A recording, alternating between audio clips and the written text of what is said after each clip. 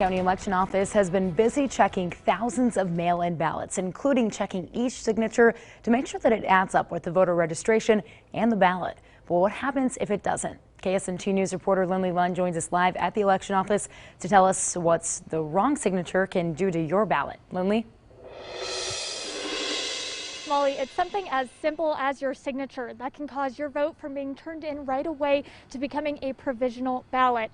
And it's not just a change in how you dot your I's and cross your T's. It's got to be something this drastic.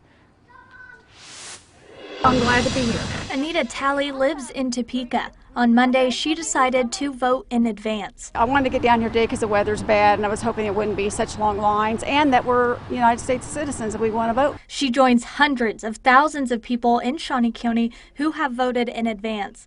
Each mail-in ballot is sent through a verification process to make sure it's the voter who sent it in. By comparing the signature on the envelope of the ballot to the signature on the voter's registration form or mail-in ballot application. We usually have at least two, and if they've been voting for a while, we have a number of other signatures on file. We always try to use the most recent to compare, but if there's still a question mark, they will reach out to the voter to make sure they were the one who sent it, and also have them send in a signature card to compare it even more. However, if someone votes in person and their signature doesn't add up to what's on their driver's license, they'll be given a provisional ballot right away to mail in.